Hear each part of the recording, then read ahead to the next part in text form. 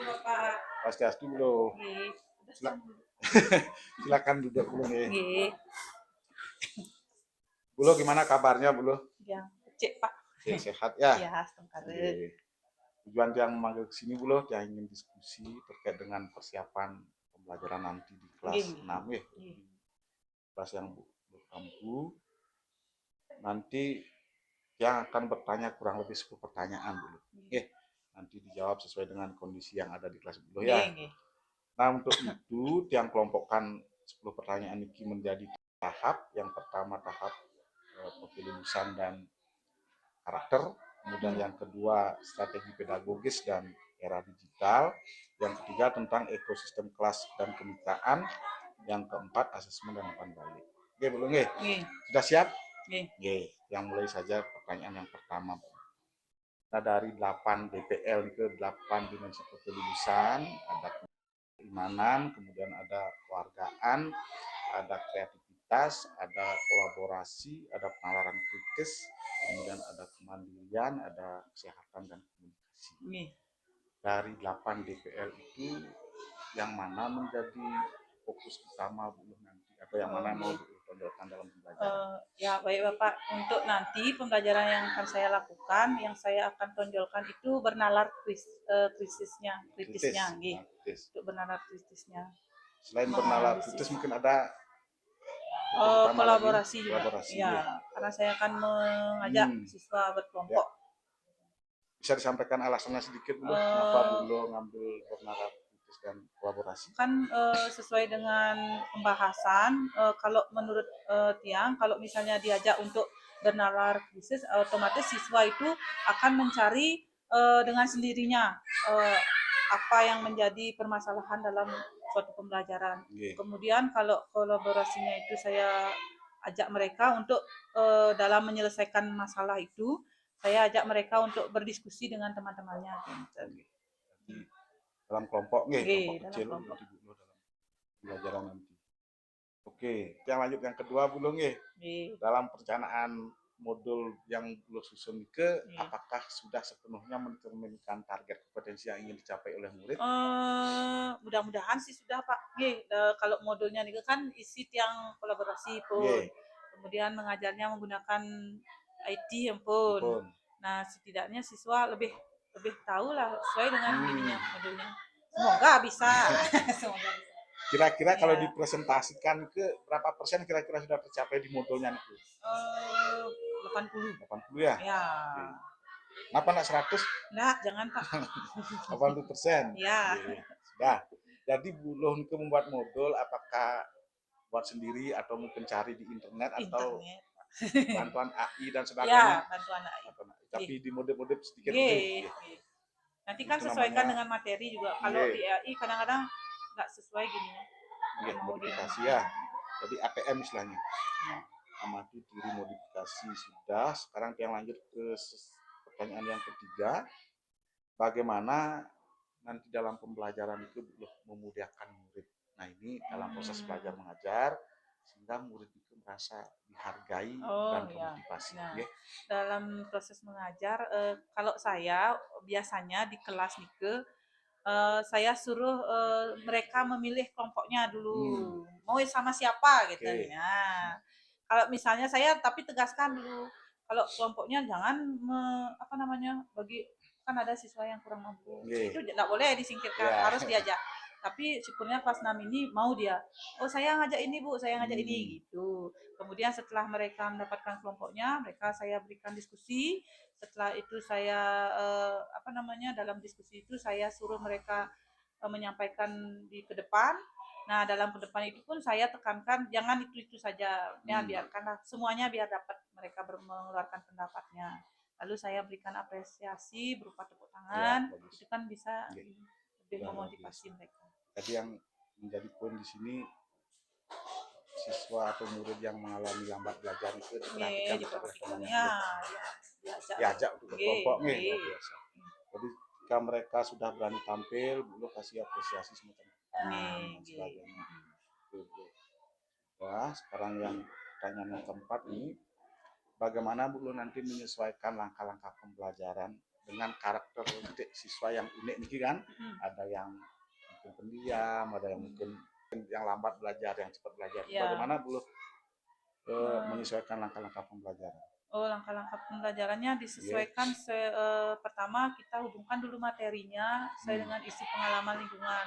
Kayak sekarang kan kebetulan materi IPAS tentang tak tapi ini ke tak diperbarui dan dapat diperbarui ini ke. Jadi kan isu sekarang apa tentang tapi ini kadang plastik, sampah plastik, ini kaitkan juga ke sana. Otomatis siswa yang merasa kurang mampu itu kan sudah pengalaman mereka sendiri jadinya. Kayak bensin sekarang langka, bagaimana caranya? Kayak kemarin kita ada diisukan perang kan, bensinnya bagaimana cara menanggulangi. Makanya siswanya, oh Bu, gini-gini gitu. Pasti nih mampu dia. Karena udah dialami langsung oleh karena murid sudah dialami sekarang dan mereka mengalami. Oke. Itu dulu di tahap 1 belum ya, di pen 1 kita di kelulusan dan karakter. Sekarang yang lanjut ke tahap 2 tentang strategi pedagogis dan era digital. Kita siap belum ya yang lanjutkan? Nah, jadi dalam pembelajaran nanti metode atau model pembelajaran apa yang Ibu pilih sehingga bisa memastikan untuk materi ini tersampaikan secara efektif kepada murid? Kalau saya menggunakan metode inquiry learning, Pak. Inquiry mencari tahu sendiri apa kelemahan, apa kelebihannya dari pembelajaran, dari materinya itu. Kemudian nanti saya akan ajak siswa untuk mengamati sebuah video menggunakan TV yang dapat gratisnya itu. Jadi inquiry learning siswa yang disuruh mencari sendirinya, menemukan sendiri dengan media smart TV-nya yang diberikan oleh Pak Presiden ya. Oke, inquiry learning. Kemudian apakah dalam sesi pembelajaran nanti belum menggunakan media digital seperti misalnya video, kemudian ada game dan sebagainya untuk membantu siswa ini dalam belajar? Video ya. Kalau misalnya ada waktu, game. Ya, kalau ada waktu. Tadi video niki dalam bentuk YouTube ya? YouTube. Di smart TV nggih. Ya. Pertanyaan terakhir untuk di poin tahap 2 niki dulu. Bagaimana Buluh memastikan murid bisa memahami konsep secara mendalam dan mampu mengaplikasikannya dalam kehidupan nyata mereka? Kan sekarang saya akan memberikan materi terbarukan dan tak terbarukan. Jadi kita kan tahu terbarukan itu apa, tak terbarukan apa, kemudian apa saja yang bisa diperbarui, nanti kita jelaskan, kemudian yang tidak bisa diperbarui dijelaskan juga. Nah sekarang sesuai dengan keadaan sekitar, kalau misalnya terbarukan bisa kelemahannya apa, kemudian tak terbarukan sudah dijelaskan tadi dari fosil, kemudian dari hasil fosil itu ada batu bara, kemudian bensin.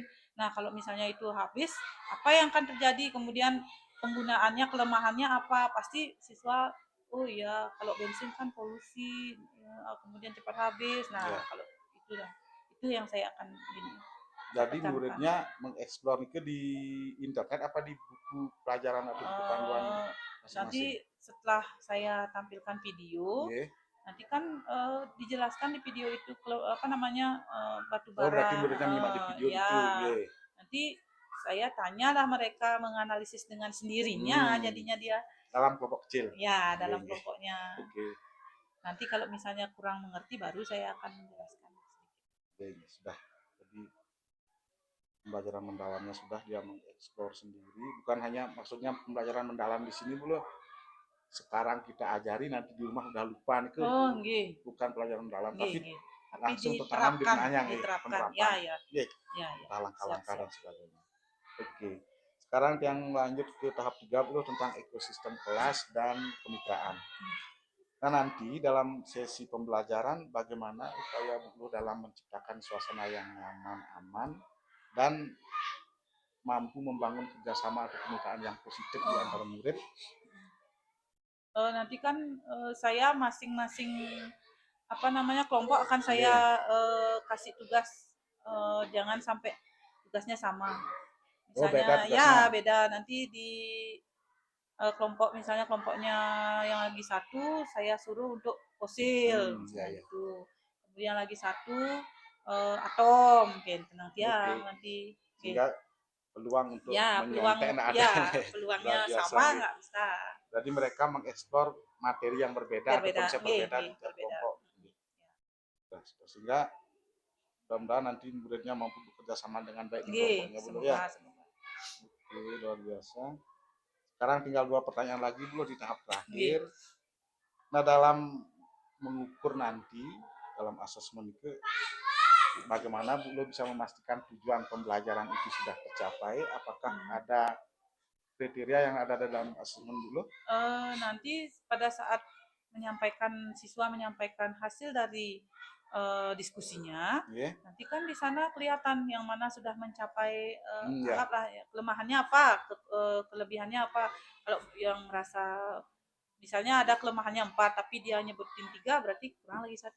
Oh, iya. Nah, nanti kita sampaikan kurangnya. Atau teman-temannya suruh saya menambahkan begitu. Nggih. Oke, sudah. Yang terakhir belum nih. Bagaimana Bu Loh memberikan umpan balik atau feedback pada murid? Masalahnya murid itu ada yang selesai belajar, ada yang mengalami kesulitan. Bagaimana Bu Loh memberikan umpan balik murid yang sedemikian? Nah, kayak misalnya kayak kemarin di materi yang lain Niki pun, seandainya dia nggak selesai, saya suruh aja maju. Saya suruh maju, kemudian nanti teman-temannya yang akan bantu. Kelompok lain, ya kelompok lain nanti Dibantu suruh, oleh kelompok ya lain ya. kelompok lain. Mungkin dia baru selesai 2, kelompok lain yang satunya gitu. Oke. Jadi semacam tutor sebaya ya. Harus diginiin. Jadi ya, di hari itu harus sudah clear semuanya, sudah selesai gitu. Oke, terima kasih.